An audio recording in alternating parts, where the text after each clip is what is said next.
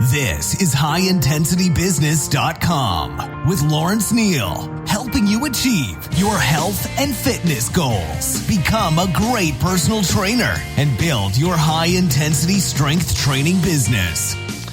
Lawrence Neal here, and welcome back to HighIntensityBusiness.com. This is episode 230, and today's guest is Diana Del Garbino. Diana has a background in martial arts and law enforcement and uses that experience to inspire her clients to reach their full potential. In today's fitness world, there is so much information that it can be difficult to sit through it all and find what is truly best for your body. Diana is a practitioner, speaker, and author on the topic of strength training and evidence-based exercise programs. She is the owner of Muscles in Motion, a private personal training studio in Lake Oswego. Have I said that correctly? Yes, Good. you did. I'm glad. Her highly trained staff use evidence-based high-intensity training in all their specialized programs, such as 30-minute full-body workouts, goal fitness, runner performance, and concussion prevention. Diana lives by her core purpose, leave the world in better shape than you found it. Diana, welcome to the show. Hello, Lawrence. Thank you. Great to Good find morning. you.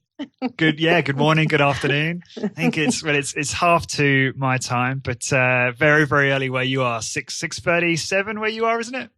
6:30, right? Yep, 6:37 right now. Cool.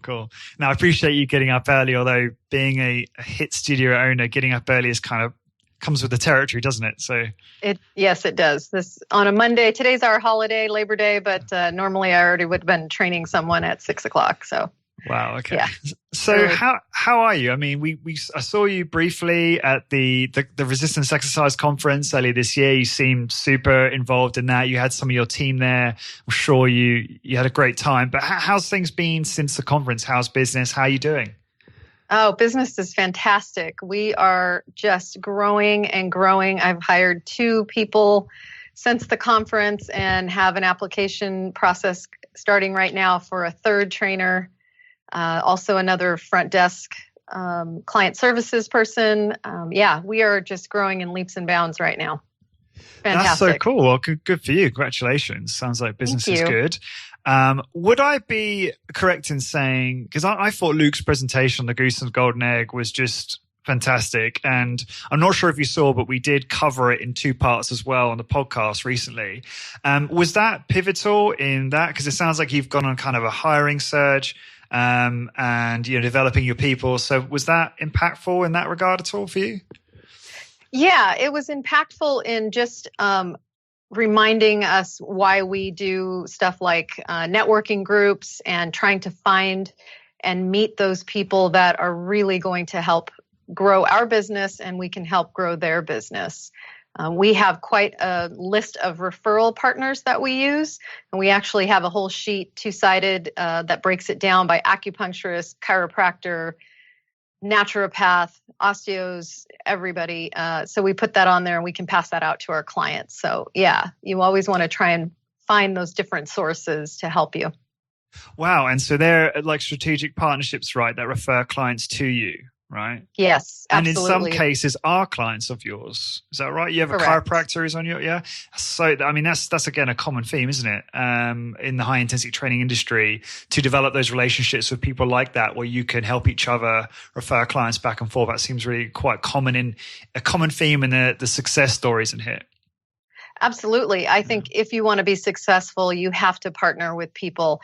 We have some really great nutritionists and registered dietitians that we use, and some chefs. We also partner with a chef that helps us, and we've just had incredible feedback from that and just great results in growing our business that way. Awesome. So, Diana, how did you get into high intensity training? Tell us that story. Let's see. I met someone in 2004 that was training in high intensity training in the Midwest. And I started training that way. And I was a 24-hour fitness, take my magazine to the gym, do my sets and reps, and then wonder, is this really working? I don't know if this is really what I need. I was a police officer at the time, so I was in and out of a car 50 times a day, 50 times a night, depending on what shift I was on. And my knees and my back were hurting pretty badly just from wear and tear. My gun belt made me weigh about 30 pounds more. And then I was also a SWAT operator. And so that gear was up to 50 pounds more with the rifles and extra ammo. So I had to be able to jump fences and climb up on houses and things like that. You were in the SWAT team? Yeah, I was in California. God. Tell us more about that. Just, I'll stop interrupting you. Oh my gosh. It was so much fun. I loved being a police officer. It was one of the greatest things I've ever done. It was just fantastic. I got to help people and rescue people and take a lot of bad people to jail. And SWAT was awesome. Just kicking down doors, and I was always first one in because I was smaller than the rest of the guys on my team. So I was always the first one in the door, and got to take lots of bad guys to jail. Were there any particularly hairy moments? Oh yeah, I've been shot at. I was up on a roof, and there was a guy tried to kill his wife, and he was shooting, and bullets were going right by our heads. And there were lots of scary, but you just do it. You just rely on your training, and you just keep going. That's so interesting. Lots of fights. Well, look, we're going to have to do a whole nother podcast on that at some point, because there's other stuff obviously we want to cover, but that is fascinating. I had no idea about that. Okay, so you were, so I'll let you. Yeah, so I started working out, and I was always working out. I've been working out since I was about 15. I was a martial artist before that, before I became a police officer, and so learning how to train my body properly to be stronger and faster just really set the stage for me about how important it is to be strong. And so getting in and out of the car, my knees were hurting, my back was hurting, and I met this person who did high intensity training. And he taught me how to move slowly, which I thought was absolutely impossible. I had such a hard time trying to move slowly and do it properly. But we did one set to failure. I threw up probably the first 3 times I worked out because he worked me so hard. And then I was hooked. I only had to work out 3 days a week. That's how many times I like to work out. I would work out 3 days a week, work as hard as I could. I was absolutely in the best shape of that I'm still in. And I didn't have the pain in my knees. It healed my knee injuries. It healed my back. I didn't have any trouble anymore. And I've been doing this since 2004 and have never looked back. Wow, that's awesome. So what was the genesis of Muscles in Motions? When was the moment you decided to start that business? It was about 2006, and I just felt like this was so important because I knew so many people that were doing the same thing I was doing, going to the gym with their magazine and trying these new fad things and just getting hurt and not getting the results that they wanted. And here was a program that I only had to do for a half an hour 3 times a week. I could go do all the other things I wanted to do. I could go run, I could go hike, bike, whatever I wanted to do. And it just made everything better. So I just felt this was so important to bring to people, that everybody needs to be doing this. So what do you think, for those that are listening to this who might not be familiar with high intensity training and how it differs from more traditional training, what were the differences that made the difference for you in terms of the programming? For me, it was so targeted and it was so specific. You're gonna work out till you can't do it anymore, like on a chest press. You're gonna press until you're pressing and it's not moving, but you're not changing your form. You're not hurting yourself. You are just trying to get to that last bit of momentary, what we now know is momentary muscular failure, fatigue. And then you stop and then you go do another exercise. And that to me is just fantastic because I can be a little ADD. I'm always go, go, go. So I don't want to sit there and do the same thing over and over and over again. I want to get one done and then I want to go to the next, and it's efficient. I'm done in a half an hour and I have the rest of my day. Awesome. So, Muscles in Motion, your business has done obviously fantastically well. You're, recognized as, one of the more established businesses in high intensity training. You're growing. Can you just give an idea to the listeners, the type of scale that you're at in terms of workouts and people and things like that? Yeah. So, right now I have 6 employees, and looking to hire another one. We do about 200 appointments a week right now, and that's including golf fitness and our group classes. And then we're a six-figure business working towards that million. That's our big goal, is to be $1 million company. And I believe we can do that hopefully by next year we'll be there. Yeah, I have absolutely no doubt. So one of the things that, you notice something that you guys do really well, and I can see by just, when I was looking at the testimonials on your website, it's kind of clear to me that your clients certainly feel like what you do is really tailored to them.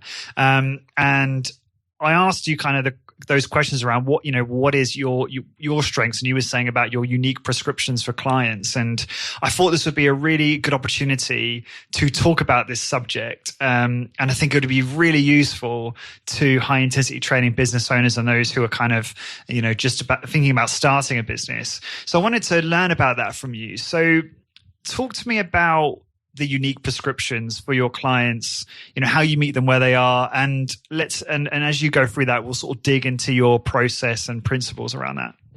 Okay, no problem. This is one of the things that I really love. So I was a detective, so I love to dig and figure out like what's going on with somebody. So I do all our first free workouts. That's my role, is that I get to do all the first free workouts. So we call it a real results consultation, and I sit down with the new client and give them briefly what makes us unique, what high intensity is. And then I go right into, what are you looking for? What have you been doing? And I have specific questions that I ask them. Like, did they do any sports as a kid? I want to know what's their expertise in working out. Do they even know what it feels like to get that muscle burn and start feeling, wow, I've never done that before. No, I was not an athlete as a kid, so they were not going to have any idea. Did you do anything later in life? I'll start, digging a little bit more and just trying to figure out what is their possible background. If I've got someone who said, yeah, I did basketball, football, soccer, baseball, and then I went to college and I was on the track team. Well, they're going to know what it feels like to have that burn. Then the next most important thing is, let's go over every single injury you've ever had.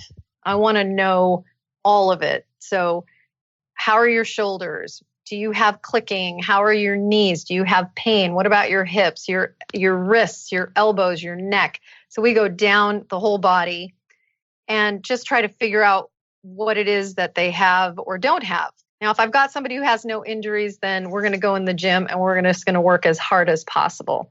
But one of the first things I tell them after I've told them a little bit about high intensity is I say, okay, communication between you and I is the most important thing that's going to happen today. I'm going to show you what I want you to do, and then I'm going to have you do it, but you have to tell me how it feels. Does it feel too heavy? Does it feel too light? And here's the criteria. It should feel challenging, but doable. I love that. So now they have an expectation, right? They can say, okay, well, this feels doable, but it's not really challenging me. And so we'll go in the gym and I'll set something up. So, we do the big 5 usually on our first session with people, unless they have something going on in their knees or their shoulders or something. So we'll put them on the chest press. I'll start with that, and we'll do, we'll go through it, and they'll say, wow, this is not challenging, or whoa, this is too heavy. Now, I can look at them and know they can do it, but if the client doesn't buy in, then I'm just fighting an uphill battle. So I'm going to put that weight to a weight that they feel is comfortable for them, whether it's too light. And I'll try to, I have ways to try to get them to go a little bit heavier. We have 1/4 pound weights, and I'm just trying to build their trust right off the bat. Look, if you tell me that it's too heavy, I'm going to believe you, and we're going to go with that. I'm going to ask you, hey, do you think it'd be okay if I put just 2.5 pounds on there? And they'll say, yeah, I think I could try that. I said, if you don't like it, we'll take it off. Not a big deal. So and right there, they're already seeing, okay, well, she's going to listen to what I have to say, and I'm part of this equation. It's not that I come in and I just get told what to do completely and I have no say in what's happening to my body. So we just start right off the bat with, hey, let's build trust and let's make this a partnership and work together. And what I find is that as soon as they start seeing that they can do it and they're not going to get broken in some way, that they immediately are like, okay, I think I go a little bit heavier. This one's a little bit light. And so then right there, we're building a rapport. So now I'm seeing throughout this, how they're able to work out, what's happening. Is their shoulder coming up on that bench press? Are they leaning over to one side? Is their form terrible on something else? Are they throwing the weight? So now I'm making notes while this is happening. Sometimes they're mental notes. Sometimes I'm writing them down, but most of the time I'm writing them down. And then this way I can determine what's gonna be next for them. So we have a lot of people that we train a lot of baby boomers, so anywhere from 45 to 70, and they have that hunched over, rounded posture. So I'm looking at their whole body. I'm looking at how they stand. Do they have glutes? That's a big one for me. If you can't see your glutes, we have a problem, because that's going to hurt your back. You're going to overwork your hamstrings. Your hips are not going to function properly. And I'm telling them this the whole time. I mean, I'm up front with them. I'm not rude, but I'm going to tell them, hey, we're going to work on getting you those glutes back again like you had when you were in college. So let's, there's a reason for it. And I'm explaining that to them. And then I'm creating their workout. So I'm going to put the notes on there, needs more glute work, needs more lower back. Don't overwork the hamstrings. They're already too tight or cramping. And so I train all my staff on that, on how to do that. So then when they come back for their second workout, it isn't just a generic, hey, here's the workout that we have for this session. It's the same one that everybody does on their second. It's going to be unique to this person. And we're going to work those glutes. We're going to work on bringing that shoulder down. We're going to make sure their posture is really good. We're going to adjust everything, not to where they should be, but where they are, and then slowly start working them towards where we want them to be. That was awesome. Okay, so just a couple of questions on that. The initial assessment that you do, is that also basically your client intake form? Because you're assessing them, right? Correct. Okay. And I guess just like, I suppose, firstly, what are your certifications personally? So I'm certified through Titleist. I'm also FMS certified. So Titleist is golf fitness. I'm certified through Nesta. I'm working on another certification right now through ACE. And I've been FMS through is functional movement screening. Right? Yeah, functional movement screening. I love that one. We have all the systems to do the screening, but it takes just, it's another time. It's more time for people to have to come in and do that. But I like all my staff to go through that so they start learning how the body works. I want them to see biomechanically how it's working and just have more information that they can pull from. And if someone's got has a requirement for physical therapy and rehab, would you quite often defer that person to a specialist if in that particular instance? Absolutely. So we have a woman right now that had frozen shoulder. And so she went to a physical therapist for her shoulder, but she never stopped working out. So all we did was we have machines that we can use single arm. So we just took that arm out of it. She's working on physical therapy with that. We let her work on that, but we can work all 3/4 of the rest of her to keep her strong. And as you know, there's research that backs up if you're injured on one side, keep working out the other side. It's going to help you maintain that muscle structure on both sides and help you heal faster. So we talk to them about that. We're friends with lots of physical therapy places. And that way we work together, and the therapists know we're not going to overwork them. We're just going to stop. We're just going to leave that arm alone, let her do her thing with them. And then when it's time to bring her back in to start using that arm, then we'll be talking to her physical therapist. Okay, cool. Just on what you said there. So I have heard something similar to that before where, if you work one side, it's going to help maintain the muscle mass on the other side. Do you know why that is? Is that something to do with the body trying to maintain some kind of equal balance across limbs or something like that? Yeah, it's trying to balance across limbs, but also you have to brace on one side. But instead of just working through that range of motion that it's not able to do it, it's more of an isometric hold. And, we have two hemispheres of our brain and they're going to work simultaneously to try to maintain that balance from both sides. So if you're working the right side, the left side is still trying to brace and hold and stabilize through there. I find this a lot in my golf fitness program is I'll have people swing right-handed and then I will always have them swing left-handed. And what happens is they start trying to figure out what is it that I did with the right side that I now need to do over here. And then we go back and train their right side and it got better immediately. So wow. The same thing is happening when they're training. Okay, cool. Awesome. And so with regard to record keeping, you mentioned you're taking notes as the client is going through their initial workout. How do you keep track of people's performance and programming? What tools do you use for that in your business? So we have charts, just regular charts that are specific to our equipment. So we have some different pieces of equipment, the gluteator, and we have a Surge 360. We have pendulum and that? Nautilus. What's a Surge 360? The Surge 360 is awesome. I saw it in Austin. I went to Efficient Exercise and worked out with Keith Norris, and he had a Surge 360. So this is my joke, okay, because I'm a girl and I can do this. So I say that it was obviously made by a man because it's all made out of metal and hydraulics. And it's got three giant hydraulics on it. And you can move the bars, and it's two long poles that are on a metal platform. And you can move the poles in any direction that you want. So you can make circles with your arms. But the harder and faster you push, the harder the resistance is. The slower you go, the less resistance you get. So it's a great way to you can do single leg, you can work your arms, you can work your abs. So we'll move them straight across this from side to side, and you have to stabilize through your legs. So it's all ab work. You can do one arm at a time. You can go back and forth. You can rotate. So I use it a lot with golfers, and it's cool. Super cool.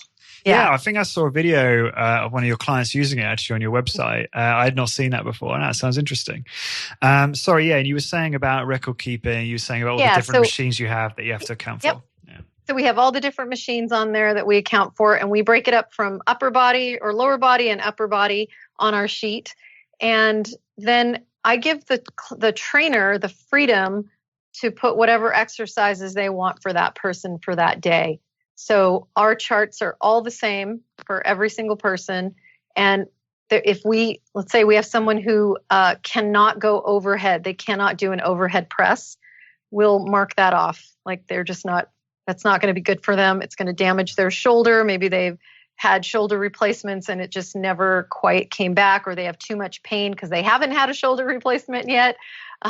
So we'll just eliminate that. So now they have more freedom to design the program specifically for that person. And then we ask our clients, what is it that you like to do? What is something that you really like? And so we'll always try to incorporate that in there. Like we have one guy who loves doing abs. He just always wants to end with this one specific ab exercise every single session. Okay, well, we keep him balanced enough that it's fine if he does that. So we always end him with that. And that's for him, that makes him happy. He enjoys it. And that's how we do it. That's interesting, because I remember talking to Luke about the importance of novelty. And it's a bit of a controversial topic in HIIT because, a lot of people in HIIT will just do, big five or, some type of standard exercise regimen for their entire clients, time with them.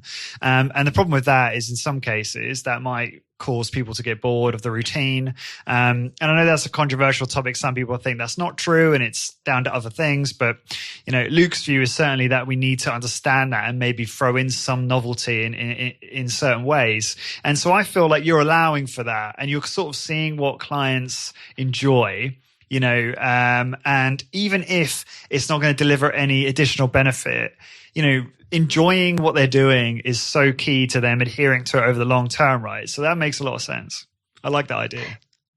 Yeah. I mean, there's just so much research that if you're doing something that you don't like, you're not going to continue doing it. But if you like what you're doing and there's so much variety, I mean, we can do leg press, leg extension, hamstring curl, gluteator one day. And then the next time we can do inner and outer thigh. We can do band walks. We can do body weight squats. We can do weighted squats. So we have so many different ways that we can incorporate working out the same muscle groups and getting them really great results, but giving them lots of variety and we have fun with it. I want my most importantly, I want my staff to have fun. I want them to enjoy what they're doing so they stay for a long time. I don't want them just going, oh my gosh, I have no say in any of this. I went to school to get an exercise degree, exercise science degree, but I don't actually get to use it because it's all so structured. And this way it allows them to really use the knowledge that they have and then the knowledge that they learn here because we train on injuries and how to work around them. And it just really gives them a sense of ownership. Sure. And do you think you'll end up going digital with record keeping at some point, or do you prefer this method? We are trying. We have tried. It's so much faster for us to just write stuff down and go. We call it going on the fly. I've done this for 12 years now. Writing everything down, and it's just really quick for me. I can just write and I know exactly what I'm going to do.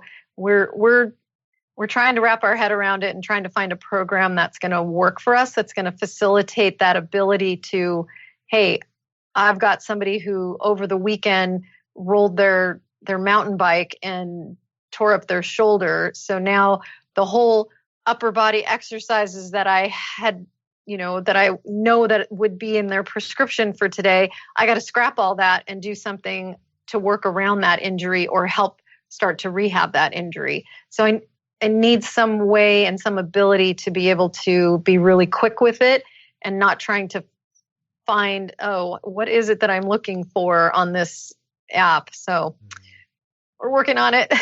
Yeah, no, I hear you. It's a difficult one. Like because obviously the position I'm in with the website and the blog and the podcast is, I hear about different developments going on regarding, people trying to design the perfect app for this kind of thing. And I've seen a few things and, nothing has really cut the mustard in terms of something that's, like you say, going to be completely flexible, and tailored certainly for your type of business. There is one, that I was trialing for a listener, who has a gym, I think in Germany, or close somewhere in Europe.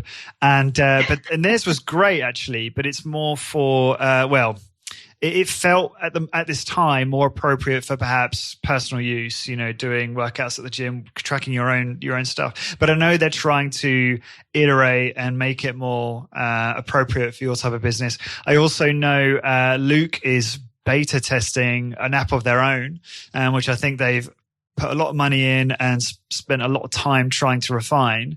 And he might be open to releasing that as kind of a white label product for other trainers in the future.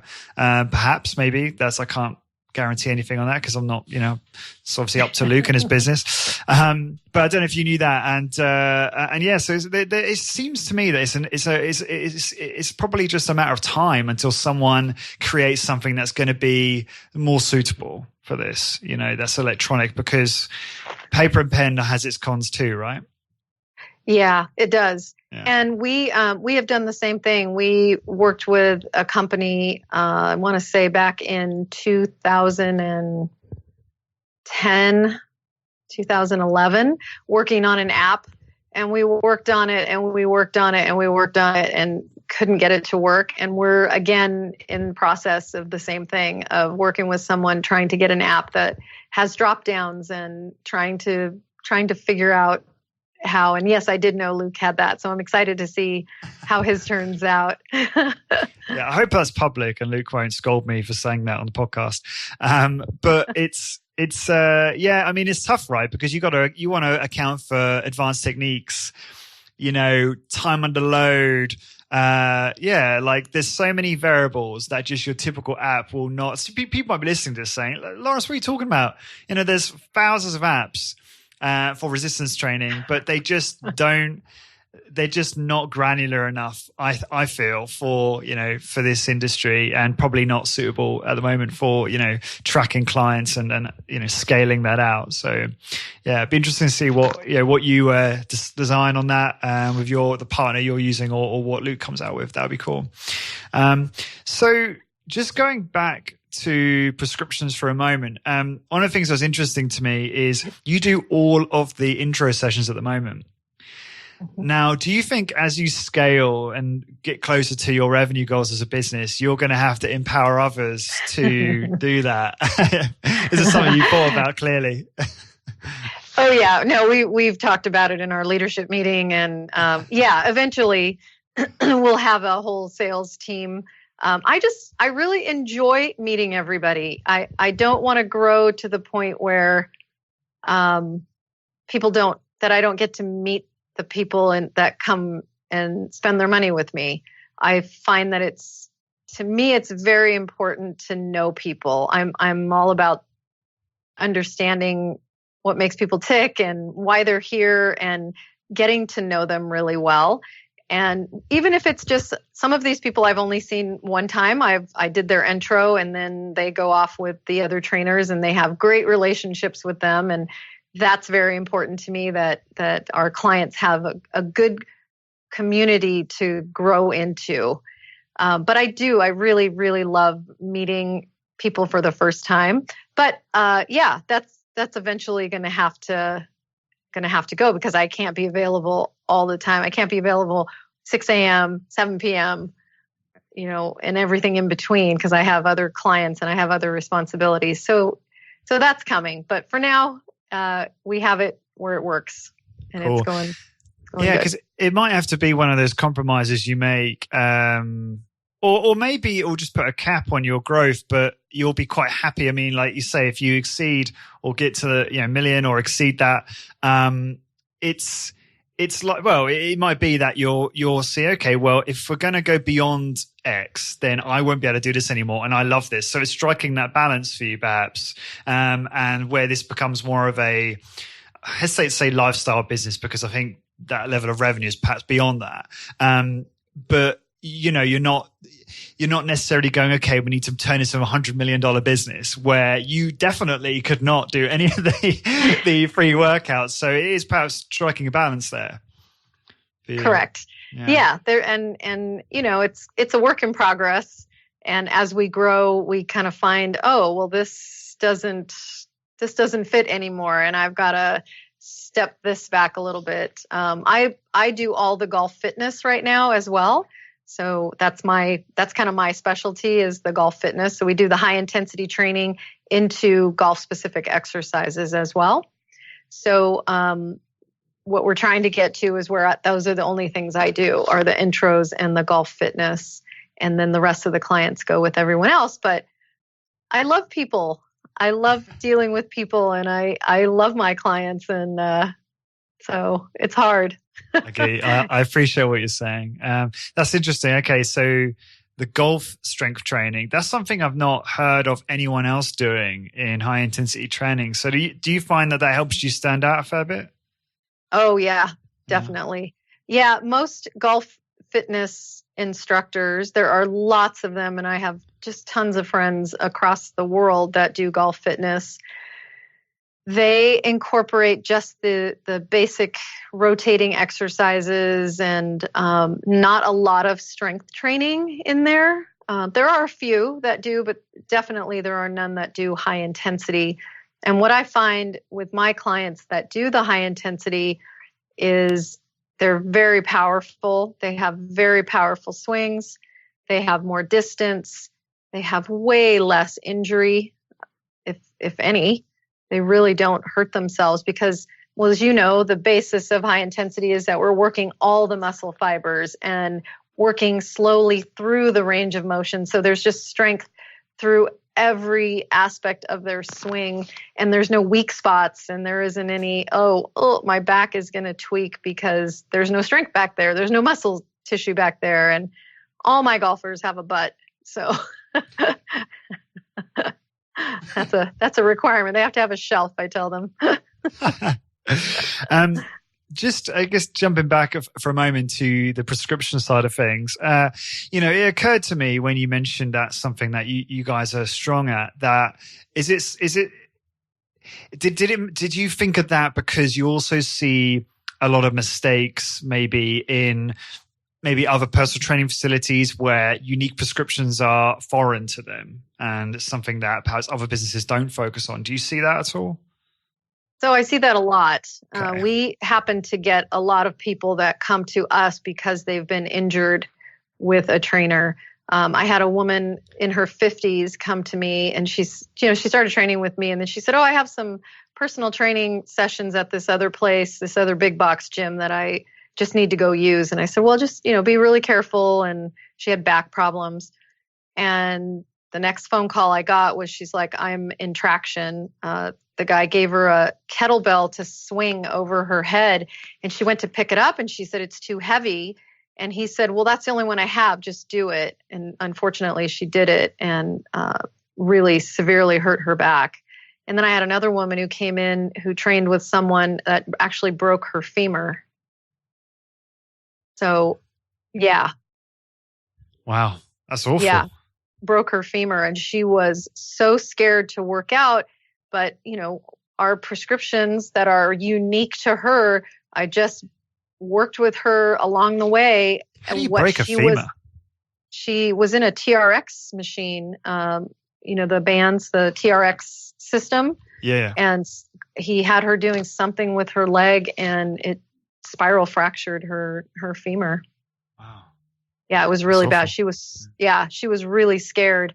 But she was able to work out. She was so happy that she could work out and not get injured, and knew she had control to say, Diana, that's enough. I can't do anymore. Okay, no problem. Next time we'll go a little bit more. Most of the time I don't tell people when I increase their weights because I don't want to scare them. I don't want them to limit themselves. I want to tell them afterwards when they say, was that heavier? And I said, of course it was heavier. Why wouldn't it be? And they laugh and they go, oh man, you always trick me. And I said, no, I don't want you to limit yourself. I don't want you to stop yourself when you think it's too heavy. That seems like a common tactic in high intensity training, increasing the resistance without telling. It makes total sense, right? I recently finally passed my own HIT Uni personal training certification 6 years later. Yeah. Well, it's funny because I bought it so long ago, but just other priorities have taken the forefront. I've always been a facilitator doing this stuff. And only recently finally got back into it and finished it, because it's quite funny because you could probably, if you intensely planned it out, you could complete the course in a number of months. And 6 years later, here we are. And in doing the video workout, I trained a friend locally, and he's a bit of a novice when it comes to resistance training. And I noticed that he massively underestimated his strength, where his time under load was so long on the various exercises that I'm like, I'm sitting there going, this video is terrible because all it looks like I'm doing is making you suffer, because they're so long. And I started seeing this sort of halfway through the workout.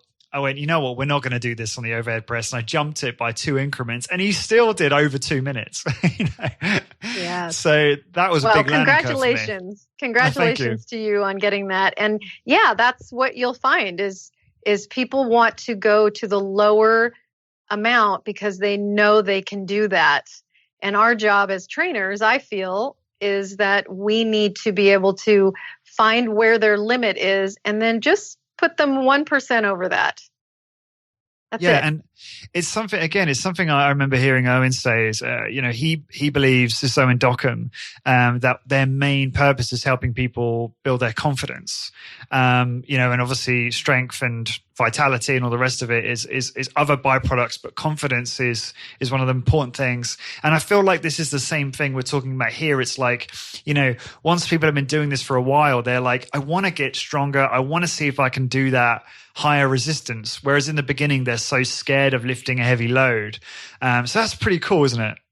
It is. It is. And that's where I feel that when you have a system like we have with our prescriptions, is that we can really dial it in for that person and get them the goals that they need and work on what is important for them, as well as always keeping them balanced. We don't want to have, we just work your back and we don't work the front, and we have this giant weakness in the front. But still being mindful of where they are and what's necessary for them to be successful. And like you said, like Owen said, building their confidence, that is huge here. I can't tell you how many clients come in and say, I just have so much more confidence. Or their spouse. That's really fun, is when their spouse comes in and says, I couldn't even imagine the confidence that my spouse now has from doing this. It's just changed their life. And I imagine that would motivate them to train as well, the spouse, if they're not already. It does. Yeah. It does. Yeah. Cool. So I guess one of the things I'm also curious about is, so once you have someone come in, you do an intake, you assess them, you went through all of that earlier, which was great. And then you create what is basically a unique prescription for them. How do you systematize that in your business and streamline that so that, that becomes a constant or an evolving document or working document for that individual? So our sheets have 10 sessions on them. So our first sheet is what we call a real results consultation. That's the first one. And then we have our fitness jumpstart. And our fitness jumpstart is 7 sessions. So it's about 2 times a week, including their, if you include their free one. So 8 sessions. They have to use them up within 30 days. And it's a different colored sheet. We have a completely different color on there. It has what all their injuries are. So we went through all the body parts. It'll have that on the back, so you can always look at that. It'll have notes at the bottom. And then at the very top of each sheet, it has, did they do their in-body? Did they do their health history? So you have check marks on there. Did you talk to them about referrals? Did you talk to them about going to the website and looking at this video? Did you talk about the next step of how many sessions per week they're going to come in? So it just gives all of us a way to stay on top of it and make sure that we're not missing anything and that they're getting the care and the service that they need and want. Awesome. So is it like, I imagine, because Keiser had workout cards that I remember using, Keiser training. Are the cards like in a folder, or is it like a drawer? Like, I suppose if you draw out of the customer's reach, perhaps behind a reception desk somewhere, and then the trainer just knows to go in there and get that person's card behind that letter of their name. Is that kind of how it works? So we have a client success specialist that works up front. Her name is Jess.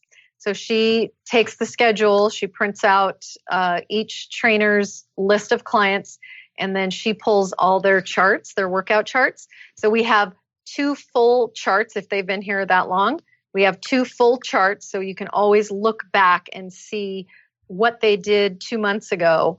And okay, are we still making progress? And then every 20 sessions, we do an assessment. So we do the big 5 as an assessment. And that way this is how we tell our clients. We do this assessment for 2 reasons. 1, to make sure that we're doing our job. And number 2, to make sure that it's the right thing for you, and that's where the client gets to say, hey, it's too much intensity. It's not enough intensity. The lower body is good, but the upper body's not enough. we don't help on the assessment. They do the whole thing themselves. We do a specific count. It's a 2-2-4 count. And we don't help. So I tell the client, okay, we're going to do your assessment today. And we have 5 questions that we ask them every single time, the same ones. Do you have pain? What are your goals? Is the intensity too much? Is there anything we can do differently? And I think, so it's 4 questions. And then we put them through the workout. So let's say we start with the row. They'll start with that. And I'll say, okay, you just go till you feel like you want to stop. You go till as far as you want to go. And I want you to push yourself, but I'm not going to help you. I'm not going to tell you to do 2 more. I want you to go till you feel like you can't go anymore. And I tell you what, you get so much information off that. So I have some people who can't go 45 seconds, and then I look at their chart and we're pushing them farther and farther and farther, but they don't think they're capable of that. And then I have some people who on an upper body are going 1:45 or 2 minutes. So then I know, oh, we're stopping them short. So it helps us to kind of calibrate to make sure that we're both on the same page. And every time, so after you've done your initial session, and you have someone come back for their first normal session, if you want to call it that, do you have a checklist of things you might ask them when they first come in for the second time? So like, how are you feeling? You know, is there any injuries we should know about? Do you have anything like that in place so that you adjust? Okay, go on. Yeah. Yeah. Number one thing is we ask, how are you? And it's not a nicety. It's not because we just want to know, hey, how's it going? It's because we want to know, how are you today? What's happening in your world today? And we all say it a little bit different. How's the body? How's your body doing today? How did you feel after your last workout? Are you sore anywhere? Now, I always ask that one, are you sore anywhere? And they're like, oh yeah, my glutes are sore. I'm like, great, guess where we're going to start? And that's the first place we start, is on the glutes, because I don't want people afraid of being sore. And now I might not push them as hard on that first one, but I want to get that muscle tissue moving. I want that fascia to get unstuck, and I want things to start sliding properly. And guaranteed every single time they get done with that and they're like, oh wow, I'm not as sore. So is that like an active recovery type of thing? Yes. Yeah. But you won't necessarily push them to failure on it. I won't necessarily. It depends. I'll kind of see how they're doing. If they're, someone saying I'm sore and someone who's really sore and can't go very long are 2 different things. So I want to just see how they're going. I may push them to failure. I may just see how their form is. If they start throwing the weights, then I'll probably back it down a little bit. But just being really present with them in the moment and watching what they're doing and how they're doing it. And then they're like, they always say, well, what do you mean we're going to do that first? And I said, well, we need to get that muscle tissue moving. But really, I don't want them afraid of being sore and knowing, trying to escape that. Just, hey, we're going to hit that one first. And then from there on, then they're like, oh yeah, I don't feel any worse. I actually feel better. And it just sets the tone for the rest of the workout. But those are the questions that we always ask. How are you? How's your body? Are you sore? It's just some sort of variation of that. Yeah, and these are crazy. Give them an opportunity. That's okay. Give them an opportunity to be heard, because everybody wants to be heard. Absolutely. That's great. It's so useful to people listening to this and useful to me. So I wanted to sort of begin to wrap up, but anything else that you want to add that you think is really important with regard to creating a unique prescription for clients? Anything around that you think we haven't touched on that's important? I feel that it's very, very important to educate yourself on the different types of injuries. We have worked with people I've had people come in here with full casts on their legs. Full cast. I had a guy come in with a full cast from his hip to his foot. He never missed a workout. Another guy that brought his scooter in here because he broke his foot and had to have surgery. He never missed a workout. So it's really educating yourself on working around shoulder replacements, hip replacements, knee replacements, back injuries. We have a whole back protocol that we do for people that overdo it. oh, I worked in the garden for 10 hours and my back hurts and I can't hardly stand up straight. We bring them in here, do our back protocol, and they walk out of here feeling great. So it's really just getting that education on how to work around injuries and not to be afraid of them. That's one of the first things I teach my trainers is if someone's like, ow, that hurts, don't say, set the weight down, stop. Say, where does it hurt? Walk me through it. But if you're afraid of what's happening to your client, you're just going to put that on them. So it's owning your own knowledge. It's owning how to do it and what to do and not to be afraid of it. And the same with all the prescriptions that we do. Don't be afraid to try to push them a little bit, but also don't be afraid to back down if you know, like, oh, that's probably just too far for them. And really trusting the instincts that you have and the education and the knowledge base. Yeah. Yeah, it's awesome. You just sort of reminded me of the importance of obviously investing in your education, much like you do in terms of additional certifications and things. I'm doing a lot more content recently, which will be coming out over the next few weeks, just on personal training, biomechanics, some of the myths out there. Because, still obviously we do a lot of content that's focused on helping the HIIT business owner, but personal training is the core of the business, and being able to go into these topics in these various episodes is going to be so useful to people. So I'm excited to get those out as well. Will you be at the conference again next year, do you think, at this time? Yeah, I was a speaker this last one, so that was really fun. You were great. The quick ones. That was really cool. I really enjoy going to the conference for several reasons. Mostly the relationships. I love seeing all my friends and hanging out with everybody, but I love taking my team because it's a great bonding time for us, and it just really helps them feel like they're part of this bigger community, not just what we have going on here within our four walls, but to really help them see, look, there are people across the world that are doing this, that believe in the same thing that we believe in and are having great success, and you can build friendships and learn from them. And like you're over in Ireland and I'm here in Portland, Oregon in the USA, and I can, still refer to you and look up everything that I need or call you or write you and say, hey, I have this question. And so it's just a great community and a great network of people. And I love it.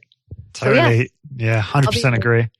Unfortunately, I can't commit at all at the moment because, again, I probably shouldn't keep saying this on every episode because I feel like I'm always talking about me too much. But we're due a baby in November. Yeah, so. Oh, that's so exciting! Yeah. Wonderful. Yeah, this is great news, and that's on the 29th is a due date. So I'm pretty much just not scheduling anything after that, and just figure out as we go, as this is our first, so we have absolutely no idea what we're getting ourselves into. So I'm going to have to, I'm not sure yet. We'll have to see how things play out, but I'm hoping I can come, but we'll have to see. I have to sort of play it by ear for now.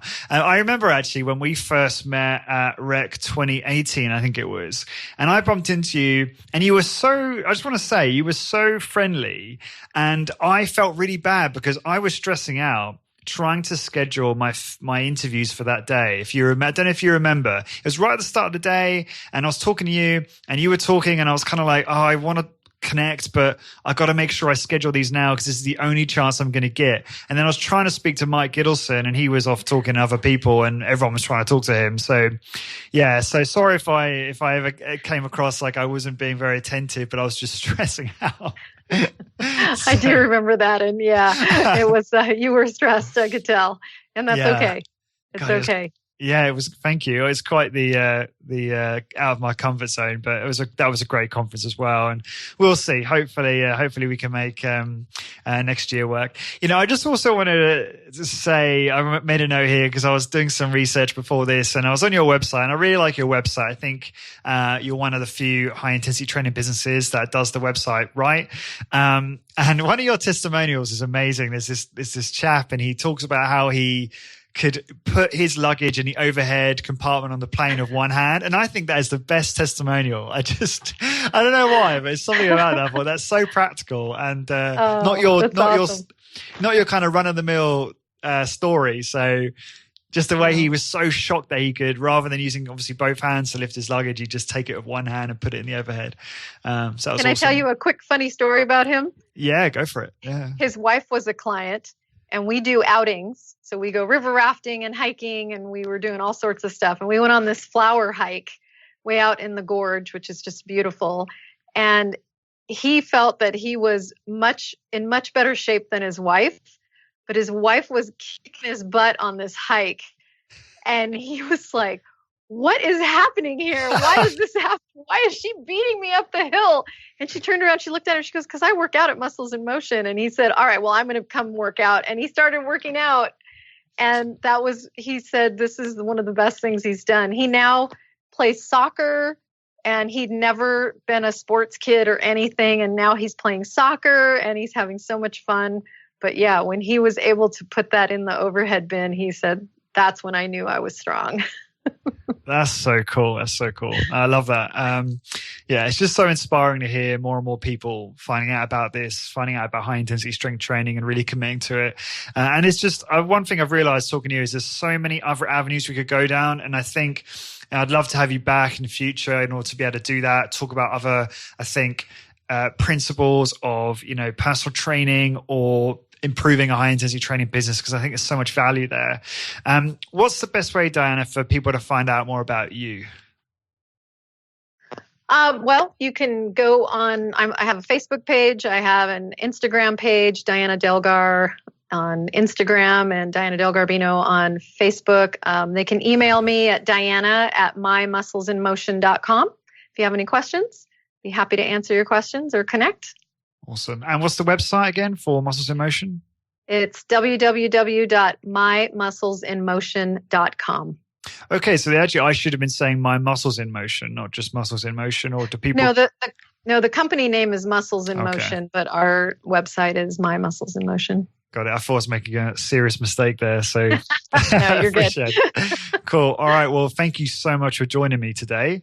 And for everyone listening, to find the blog post for this episode, please go to highintensitybusiness.com/Diana. And for all episodes, please go to highintensitybusiness.com/podcast. And until next time, thank you very much for listening.